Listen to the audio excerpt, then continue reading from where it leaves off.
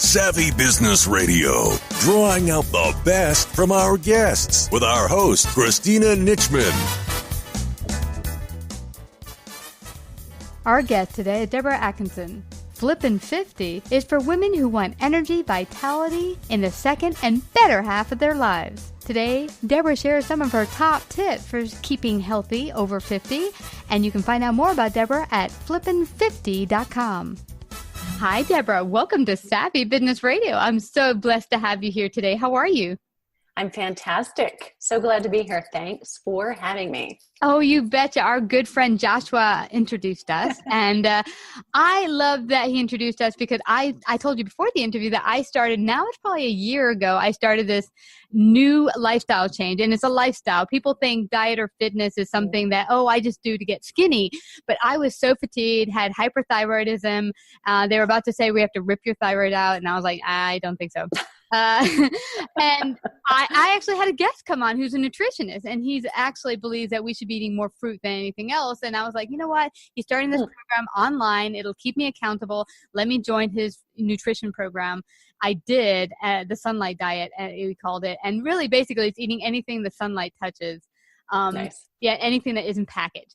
So anyway, 6 months of that, bam, I could start going to the gym again. I feel fabulous. So this is really a lifestyle change. I don't even want to go backwards now. And I'm hoping you can share your great gifts and talents, you've been in fitness for a long time. Share a little bit about your background with our audience and share with them how you came to the wonderful world of fitness. Absolutely. And we had a great conversation in the green room before we started about what you're doing. But, what you said just illustrated so much of the journey that I went through. So I grew up thinking I was going to be a vet, or I was going to go be Jane Goodall and live in the jungle with chimpanzees, and then I realized I don't like camping. So that was not going to be a fit. So actually I started college as a graphic design major, but about 2 years in, I realized, at that point in the 80s, most graphic designers stayed up all night, they smoked and they drank, and I was just getting into fitness. And I was like, I don't belong here.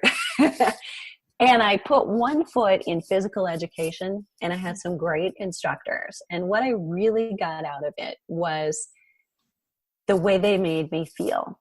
Yeah. The energy I had and the way I was thinking, and the empowerment that I felt like I could choose to be anything. And I was like, I want to do that. I want to turn around and teach other people how to have this feeling. So it's not so much about looking good, although that is what motivates us. And there is no harm, no foul in what motivates you. So, if you're thinking you want to look better, that's great. I'm all for it, because what I hope is you'll be codependent and other things will keep you moving. You'll be a better mom. You'll be a better boss. You'll be a better employee. You will be better at whatever your purpose in life is. And that's really what it's all about. And then your genes will also fit better. Wow. That's how I got started. I love that you just said that, Debra. You said such an important part that I think is so important for people to remember. And that is that it changes your mindset too, in that when I was so fatigued, I was kind of in a negative state. I mean, I'm so exhausted. I'm like, leave me alone. I'm so tired. I don't want to do any work. I come home from work going to my partner, hey, I just want to go to bed. But I heard from everyone within just a month or two of starting to eat vegetables and fruits more than anything else, getting rid of all the bread, that, people at work are like, you're so much more, happier and bubblier and more energy. And it really affected all parts of my life. It made me work better. I do better interviews. It just, everything became better because of that. It's like your mind becomes crystal clear. Yeah, I totally agree. And I think this is the first time I've ever said this, but the only other thing that can make you as clear is a tragedy. When you start to realize, hey, listen, there's stress here, but if nobody is bleeding or dying, this is not a big deal. And I think you get equipped with more resilience when you're putting good fuel in. You have good fuel coming out of your head as well. Makes sense. I'm going to pause you right there. I'm going to get rid of this during the interview, but you're breaking in and out, and I think it's a video. There's not enough bandwidth. Let's just shut down your video so that way we have more bandwidth. Okay. Cool. Do you do that or do I? You do it on your side, or on the left-hand corner, you'll see what looks like a little camera. You just stop click video? It. Yeah. Done. Fabulous. Okay. That way, hopefully it won't do that in and out thing. Okay. Yeah. But I just want to tell you, Deborah, that is so, so true. And I think once you start this and you begin to get crystal clear, that changes your attitude, because you're like, I feel awesome. So then my attitude starts to change about everything. Now I want to work harder. I want to go hang out with the kids in the playground and play with them, instead of telling your kids like, no, go play with your brother. I'm too tired. Now you actually feel excited to get in, in the midst of life. What I notice about myself and others around me when you're in a kind of negative health state is that you start to complain a lot, and it kind of affects your whole life. Now, what do you tell someone that comes to you, say you talk before the interview, they'll say, hey, get me on this fitness program because, hey, I want to lose weight. I want to look good. And that happens when you hit middle age, but you can't just start from ground zero. How do you get someone started? Well, even before we get started in the movement, we get to the why. And I'm not the only health coach or fitness instructor or trainer talking about this, but whether we're talking about business or we're talking about fitness, you're going to have tough days, right? When there are things that need to be done that you don't want to do. It's true for me too. There are mornings I don't actually want to get up early enough to do that workout. The covers are really warm, feeling really good. But, if you have a why that is big enough, it's bigger than you, it is bigger than fitting into the jeans. There's a why behind that, and what is it? As we get to be midlife, we get a bigger sense of urgency for sure, right? I mean, we can actually see what's happening to our parents, or maybe we've already lost them. Becomes more important that we don't go down that same path. And I'll tell you what, this is never been a better time to be 50 or older. Why? Never in history, because we know so much more about aging that literally the cliche you've heard, I've heard, is absolutely true. We're proving it in science that we don't slow down because of age. We age because we slow down. Ooh. Wow. I love that you said that. This recalls for me. I think my why was my health. My mom just died before I started this, and she had a massive stroke. She had heart issues. So did my dad. He actually died of lung cancer because he smoked like a chimney, but he also had a lot of heart issues forever. And where I'm not a smoker, I was eating very, very, very bad, like pizza several times a week, my favorite food in the universe. I could live on pizza. But what I realized, I don't want to go down that track. I don't want to be 65 and feeling like I'm 90 something. And I saw a picture of this woman who is 70 something years old, and she's a bodybuilder, and she's actually done competitions. She looks amazing. And I was like, I want to be that 70-year-old. Yes. I don't want to be, no offense, I don't want to be my mom and dad's 70 or 60-year-old, because they didn't even make it to 70. But I want to be that 70-year-old. Exactly. And it's possible, and even putting that idea into your head, your cells, every cell in your body is listening to your thoughts. So there are people that anyone out there has the ability to do that, has the capacity to do it. We've all got different limiters from our genetics. You can't go back and choose your parents again, right? So that's going to be there. But we know that what's called epigenetics, your environment, changing what you do with your nutrition as you did, changing then what you do with your exercise, as anybody can, so that we can not accelerate aging by our habits, but we can slow it down. In fact, we know we can reverse some of the effects of aging. So if you're 60 and you haven't started yet, it's not too late. Never too late. In fact, I recall this really good episode that I think Dr. Oz was doing with some people who were hugely overweight. And one guy was like steps away from a heart attack. He looked at him, he looked at his records and his medical history and blood tests, and he said, you could have a heart attack any moment. So they got them started slow, because like we talked about before the interview, you're going from 0. You can't go from 0 to 100. I tried it and it didn't work very well. But he got him started with some movement, changing his diet, and he did it for 3 months, and then he had a massive heart attack. But he did not die. And the heart surgeons, not Dr. Oz, said, I think it was really the change in diet that saved him, because he had something to work with, some foundation. Had he not been doing that at all, he probably would be dead right now. Yeah, so true. Yeah. So, things are going to happen. You're going to get sick. You might get an injury, but you are so much more resilient, so much better able to handle it. And actually, interestingly, Deborah, I had an uncle who his favorite thing to do, his favorite exercise. Now, this is the thing. I had someone on a couple years ago who's a fitness, not coach, but fitness trainer. And she said, people think exercise means you have to go to the gym and work out on a certain equipment or run. And she's like, it could be anything. It could be you go walking around the neighborhood with your dog. It could be you vacuum. She said, for me, I tell people, hey, you don't like to go to the gym? Vacuum your house for an hour. That's a lot of good cardio. But I would think about my uncle, and he said, I like to walk. So he used to walk from Manhattan to Hoboken. I don't know how many miles that is, maybe 5-6 miles, every single day for 60 years. He was the healthiest guy ever. He died in his 80s, but he was really, really healthy. And it's because he liked doing that back and forth 5-6 mile day from Manhattan to Hoboken every single day, walking. And on the side of the highway, no less. He was kind of nuts that way. But he didn't take public transportation. That's fantastic. And you're right. There are different levels of cardio. So I would qualify cardio as something where you get breathless, but something like vacuuming is what we call NEAT. Stands for non-exercise activity time. And there's a much greater correlation with NEAT and overweight or obesity than there is formal exercise. So, looking at 30 minutes or 60 minutes in the gym, stop beating yourself up if you're not having time for that. Because if you think back 50 years, 100 years, nobody went to the gym. They didn't need to because life was full of NEAT. So if you increase simply your activity of daily living, then there is less need for you to have to go and do that extreme exercise that you may be thinking or guilting yourself that you're not doing. Yeah.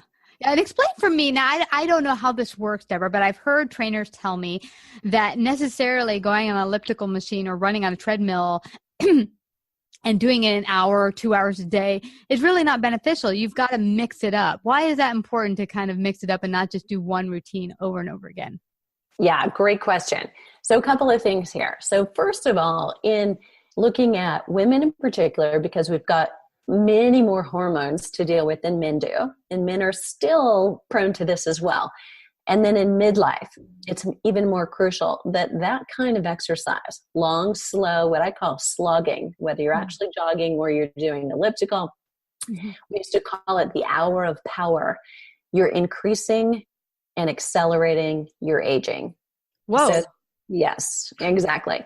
So what we've learned in the past, exercising at lower levels, and maybe we've associated that in the past with fat burning, not so good. But on the counter proportion of things, let's talk about interval training.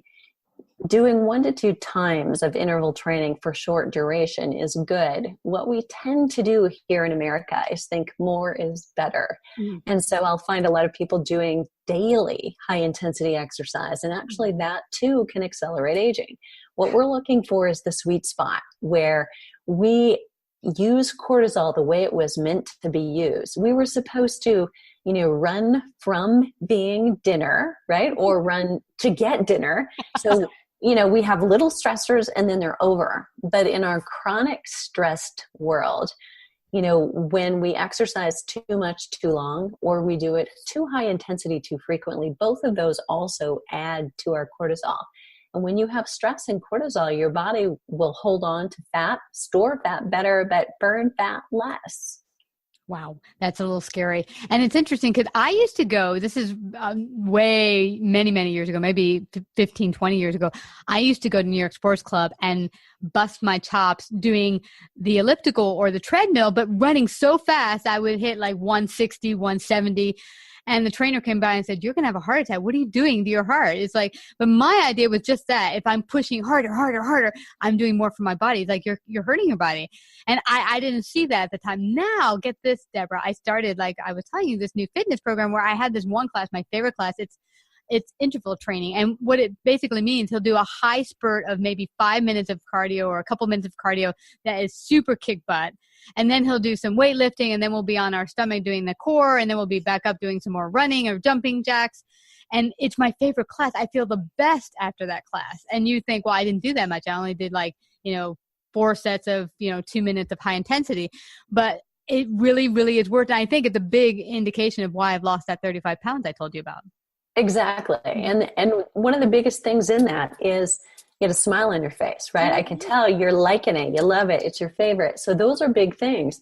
Even if someone's listening and they love yoga, that's not notoriously a high calorie burner. Mm-mm. And, your uncle, right? The walking, that's not necessarily high calorie burning. He was walking a long time, but it was at light activity level. The point is, it was something he liked. He repeated it over and over. And it's, again, your weight, your energy level are not controlled by calories. They're controlled by your hormones. So women especially, we have to be careful of what we hear from trainers or online. Be very careful, because many of those memes will still have you believing that the more calories you burn and the more pain you're in, the better. Not true. That's false. It's a myth, and actually will probably get you injured or have you storing fat and have a hard time losing it. Wow. And I have heard women tell me, I work out and I'm just not losing the weight and I'm kicking my butt, and what can I do? One of the things I often see missing from their life, though, is they refuse to touch the diet thing. They're Yes. Yeah, they're like, I'm going to work my butt off at the gym 5 days a week and run like crazy. I'm not touching my diet. And I know for me, it was the same thing. I was like, no, don't touch my pizza now. Someone's going to get hurt. Very true. Or, on the flip side, oftentimes I'll hear this statement, and the person saying it or writing it in a letter to me doesn't realize they're pointing exactly to the reason they're not able to lose. And it goes like this, I am exercising, I'm kicking my butt in the gym every day and barely eating, and I'm not losing weight. And it's like, bingo. That's it. Yep. Both those reasons contribute to holding weight loss or holding weight and holding fat. Yeah. Explain how that happened. I was told that back in high school, and I didn't understand what my trainer was talking about in gym. She had said, guys, because a lot of us in high school, us teenagers, wanted to look svelte. So we're like sitting here like, we'll just starve ourselves for a couple of days. And we weren't losing weight. We'd actually gain weight. At that point in time, like you were talking about hormones, the hormones are raging at that time when you're 13, 14 years old. And she was telling us, don't starve yourself. This is very dangerous. And you're actually going to gain weight because your body will hold on to the fat. Why does that happen? Yeah, great point. And, I want to say to anyone out there who's thinking, well, I can starve myself or I can cut calories and count them, and that is when I lose weight. Even if that's you, here's what happens. If we lose weight like that, we lose a proportion of our weight as muscle.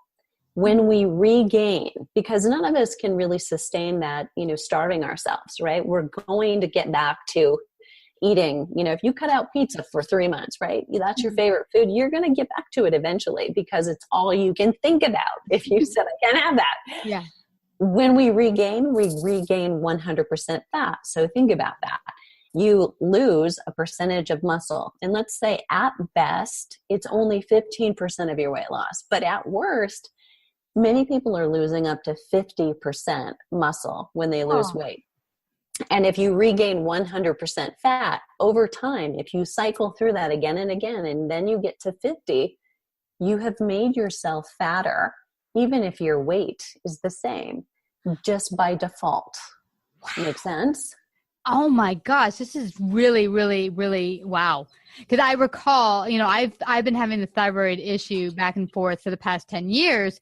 And I used to have a lot of muscle. It was probably 20 years ago. For the 5-6 years, I was really into fitness. I was working out a lot, but also eating medium well. But I had a lot of muscle. At that point in time, I had built quite a bit of muscle. When I started to have thyroid issues, and then with my fatigue, went downhill, stopped exercising, heck the diet. I lost so much muscle mass, and I was amazed. Like, where did all my muscle go? I feel squishy. And and so it's been harder to build back the muscle that I lost. Why does your body do that? Why does it do, why do you lose your muscle? It's really, wow. Because a diet is stress, right? It's stress on your body. Mm-hmm. So it becomes muscle wasting. Most of the time, if we reduce the amount of calories we're taking in, we by default, or sometimes on purpose, we've cut out protein. And in order to hold on to lean muscle, we've got to have adequate calories and, most importantly, adequate protein. So looking at people often there are studies in Obesity Journal. It's a great resource, and anybody can access it through PubMed. You'll find that even on low-calorie diets, if protein levels are higher, there is usually less muscle lost. So it reduces that. And exercising at the same time, doing strength training particularly, can help you increase your lean while you're losing fat. So you're kind of balancing that scale, right? Which is exactly what you want. And it means that the scale in the bathroom will change slower. But you're going to put on your pants and be much happier. You're going to, get naked in front of the mirror and still like what you see.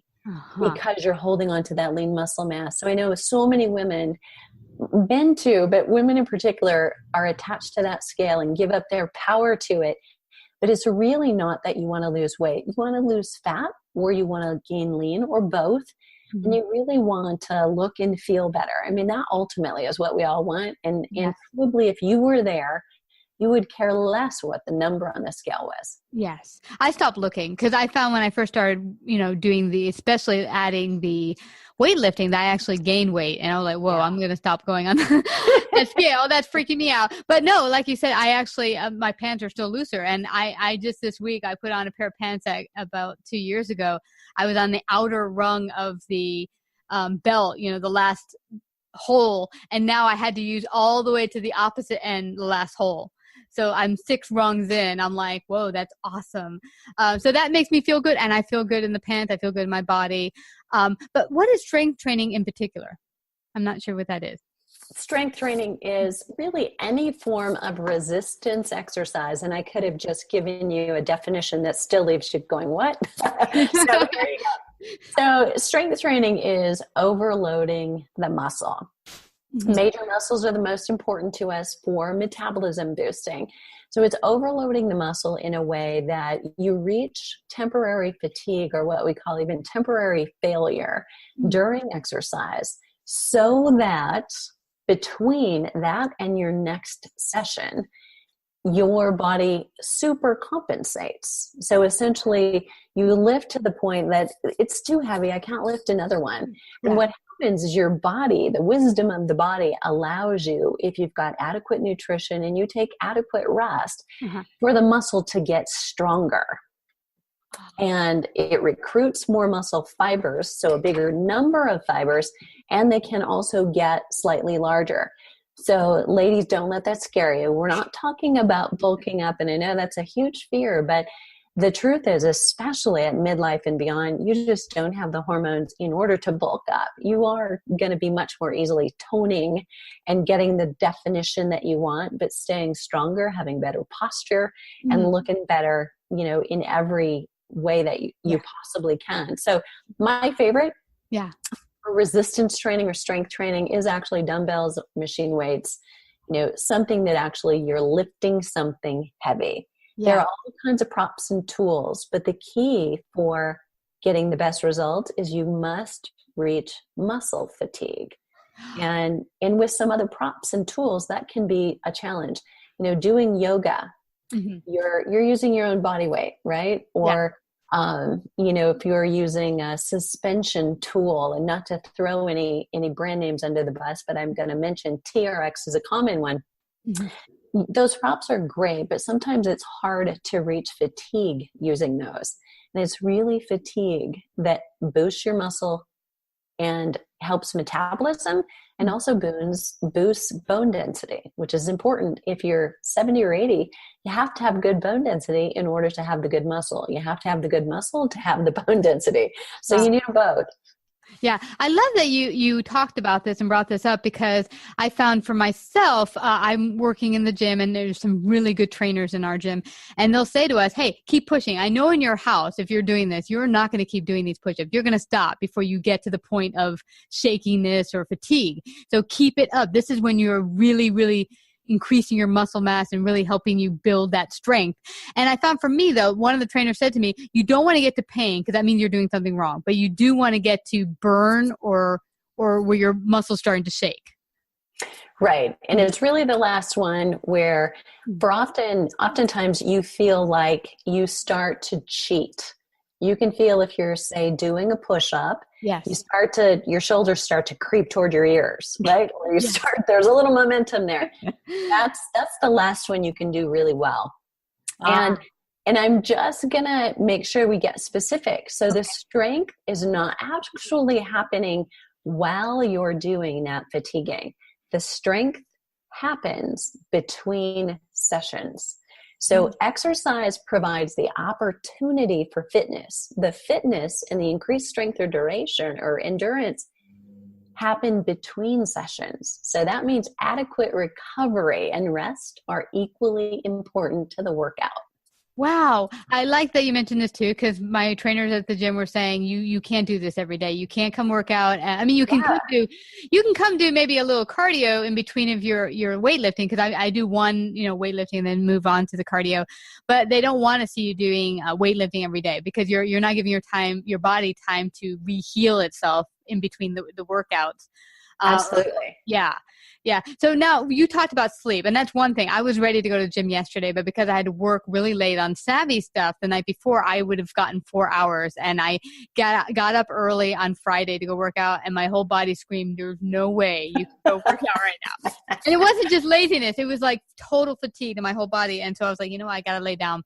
And I thought it was the best thing. What I did is I actually walked 2 miles, not exactly quite the same, but my body felt tons better. Talk about how it's important to really listen to what your body's telling you now. I think sometimes we think we must do this because it's on our routine, but sometimes it's like, okay, maybe you can switch up your routine because your body's telling you need to do this today. So smart. Yeah, exactly. So here's what I like to say. You want to have a plan A. That's your plan. That's really the optimal. And you've maybe looked out ahead at a goal. You've looked at where you are, and you're closing that gap with the plan you've got. But it's also really important to do what you just did, is you have a plan B, because, that's just not going to happen. And I can feel that my body is telling me rest right now would be more important. Yeah. And I also suggest that people have a plan C, because life is a mess if it's meaningful, right? I mean, the people and the things that we love make it messy. It's just, that's the way it is. So, some days you might be thinking, okay, my week looks like this. Monday, Wednesday, and Saturday, I do my heavy lifting. And on Tuesday, I'm going to do a lighter cardio workout. It's more of a recovery day. Thursday, I do my interval training. Sunday's my day off. Well, let's say you get interrupted. Something happens at work. Your computer crashes. It changes everything. And your focus is, elsewhere. And you have to dedicate your time to that, right? Because for you, that's your life. That's your work. And that might mean that, okay, so today the workout can't happen at the gym, but could you stimulate those major muscles at home with a body weight workout to be able to say, boom. And what you do is send your message. I am somebody who exercises regularly, and I have stayed consistent. And that's really important. Consistency is your best friend. So most people who say, I was doing great and then I quit and I don't know what happened. It's because you had an interruption. So if we don't plan ahead for those obstacles, knowing they're going to happen and what we're going to do, it is easy to get off track and then really hard to get back on. So have that, if all else fails, is plan C. Maybe, you're too busy by the end of the day. You're too tired to do even that body weight workout. But if you tell yourself, I'm going to do 10 minutes of yoga poses or stretches, then you still have said to yourself, I got it done. Yeah. You put it in your mindset that it's something that no matter what, it's added in some fashion, that, either it's going for a run for a mile or, whatever, or adding, as you said, the strength poses by your bed, which, you don't have to go to a gym for that. There's some way to add it. I remember at one point many years ago, I was doing the firmdirect.com. I don't know if you've heard of them, but I was really loving their fitness program. They did kind of like interval training. It was kind of, they had a stepper and they used weights, and they kind of would go back and forth between cardio and weightlifting. And I really liked their tapes. At that time it was tapes. So anyway, I would come. You just dated yourself. Girl. Yeah, totally. But it was interesting. I would work at sometimes till 11 p.m., but I made it part of my routine that I would come home, throw in the tape, and do it anyway, even if it was 11 p.m.